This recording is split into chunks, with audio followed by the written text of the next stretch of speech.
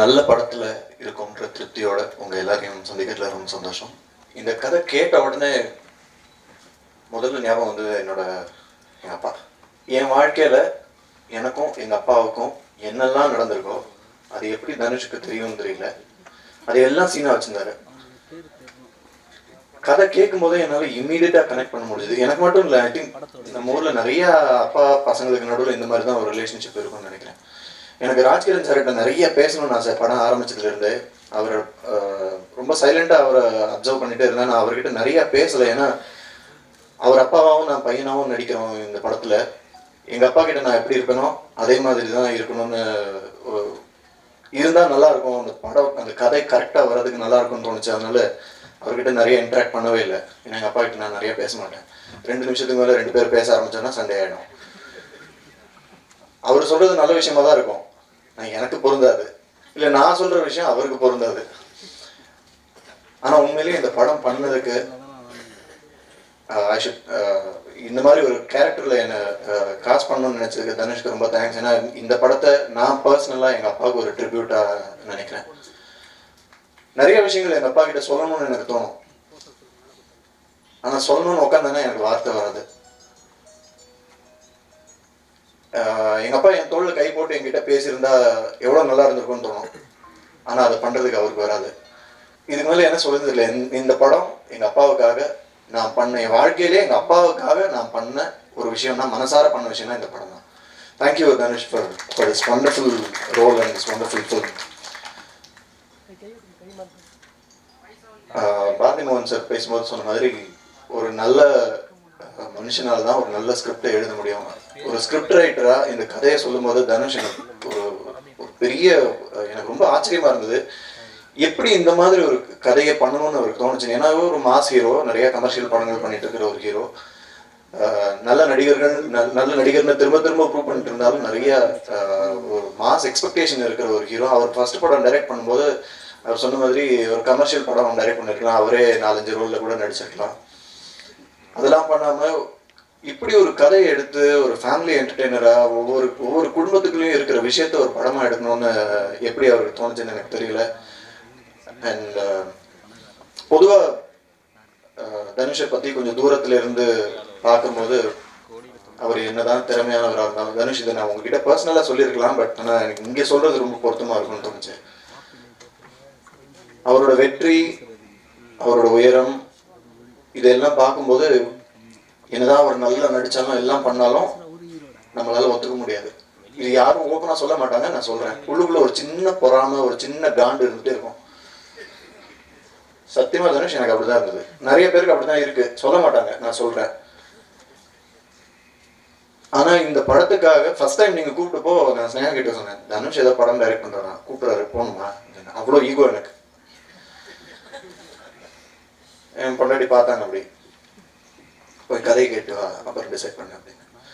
ஆனா ஃபர்ஸ்ட் மீட்டிங்ல இருந்து அந்த கதையை சொல்லி முடிக்கிற அந்த நிமிஷம் வரைக்கும் ஐ வாஸ் ப்ளோன் அவே. அதுக்கப்புறம் படம் ஃபுல்லா ஒர்க் பண்ணும்போது நான் பார்த்த ஒரு விஷயம், he deserves every bit of the success that he has had. உண்மையிலே இது நானும் தனுஷும் கொஞ்சம் இந்த படம் ஃபர்ஸ்ட் ஷெட்யூல் முடிஞ்சதுக்கப்புறம் அவர் வீட்டில் ஒரு நைட் இளையராஜா சார் மியூசிக்லாம் போட்டு அப்படியே உட்காந்துருந்தோம். விவர் ஆன் அ ட்ரிப். அப்போ கூட நான் அவர்கிட்ட சொல்லியிருக்கலாம், ஆனால் I was waiting for this moment. இந்த மாதிரி ஒரு ப்ரெஸ் மீட்டில், ஒரு ஆடியோ ரிலீஸ்லையோ அப்போ தான் சொல்லணும்னு நினச்சேன். he deserves all that success he's got. And ஒரு டைரக்டராக இவர் கூட ஒர்க் பண்ணும்போது ரொம்ப சந்தோஷமா இருந்தது. ஒரு இன்னொரு ஆக்டரோட ஒரு மைண்டுக்குள்ள போய் அவர் என்ன நினைக்கிறாருங்கிறத புரிஞ்சுட்டு அதை ரெசிப்ரோகேட் பண்றதுங்கிறது ஒரு பெரிய சேலஞ்சு இருந்தது. ஏன்னா எல்லாருக்கும் தெரியும் ரொம்ப நல்ல நடிகர். இந்த கேரக்டர் அவர் பண்ணா எப்படி இருக்கும், அவர் ஒரு டைரக்டரா இதை எப்படி அவர் மனசுக்குள்ள கன்சீவ் பண்ணியிருக்காருங்கிறத புரிஞ்சுட்டு அதை கொண்டு வரதுக்கு ஒரு பெரிய சேலஞ்ச் இருந்தது. ஒவ்வொரு விஷயமும் புருவத்தை சுருக்காதீங்க இந்த படம் முடியறதுக்குள்ள ஒரு 1000 தடவை எனக்கு சொல்லியிருப்பாரு, நீங்க நல்ல பையன் தான், நீங்க கெட்ட பையன் இல்ல, இந்த அப்பாவுக்கு நீங்க நல்ல பையன் தான், ஆனா இந்த இடத்துல உங்களுக்கு அது செட் ஆகல, அவ்வளவுதானே தவிர உங்க அப்பா மேல உங்களுக்கு கோவம் தான் இருக்கு, வெறுப்பு இல்ல. அந்த புருவத்தை சுருக்காதீங்க. அது எப்படி எனக்கு வருதுன்னே தெரியாது, ஆட்டோமேட்டிக்கா இப்படி ஆயிடும். அப்புறம் நானே போய் வீட்டில் நின்று பொறுத்து சுருக்குனா இப்படி ஒரு எக்ஸ்பிரஷன் வருவோம்னா பார்த்தேன். ஏன்னா ஒவ்வொருத்தரோட முகம் ஒவ்வொரு மாதிரி இருக்கும். ஒருத்தர் பண்ணுற அதே எக்ஸ்பிரஷன் இன்னொருத்தர் முகத்தில் வேற மாதிரி இருக்கும். ஸோ நிறைய விஷயங்கள் கற்றுக்க முடிஞ்சது டைரக்டர் தனுஷ் கிட்ட இருந்தோம், ஆக்டர் தனுஷ் கிட்ட இருந்தோம். ராஜ்கிரண் சார், சாரி சார், நீங்கள் கூட யோசிச்சுக்கலாம் இந்த பையன் பேசவே மாட்டேன்றான் எப்படி இருக்கான்ட்டு. எனக்கு அதுதான் ஒரு ரீசன். எனக்கு நிறைய உங்ககிட்ட பேசணும், உங்களோட எக்ஸ்பீரியன்ஸ் பற்றி நிறைய கேட்டு தெரிஞ்சுக்கணுங்கிறதுலாம் ஆசை. ஆனால் எங்கள் அப்பாவை பார்க்குற மாதிரியே இருந்தது இந்த படம் பண்ணும்போதுலாம். அதனால கொஞ்சம் அந்த இடைவெளி இருந்துகிட்டே இருந்தது.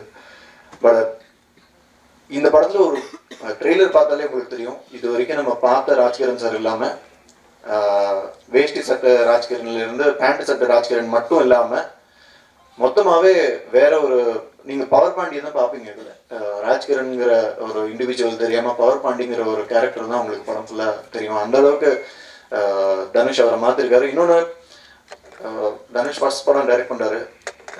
ராஜ்கிரண் சார் இவ்வளோ படங்கள், அவங்க அப்பாவுக்கே முதல் படம் அவர் கொடுத்துருக்காருன்னு போது அவரோட எக்ஸ்பீரியன்ஸ் என்னங்கிறது தெரியும். ஆனால் ஒவ்வொரு விஷயமும் ஒவ்வொரு ஷார்ட்டும் தனுஷ் வந்து சொல்லும்போது அப்படின்னு ஏதோ முதல் தடவை கேமரா முன்னாடி நிற்கிறவன் ஒரு மிரண்டு டைரக்டருக்கு பயந்து ஒவ்வொரு விஷயமும் கேட்டுப்பாங்களா, அந்த மாதிரி தான் ஒவ்வொரு ஷார்ட்டும் அப்படிதான் பண்ணாரு சார். இது ஒன்னொரு பையன் ஓகே தம்பி ஓகே தம்பி அப்படியே, அது எப்படிதான் தெரியல அவரால் அப்படி இருக்க முடியுதுன்ட்டு.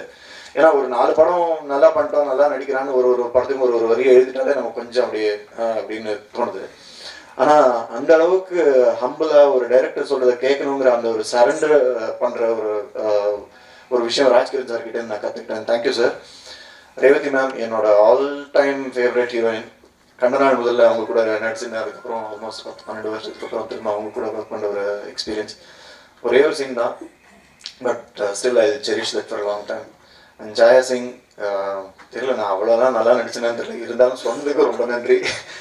And thank you everyone. Sean, I'm praying I'll work with you soon again.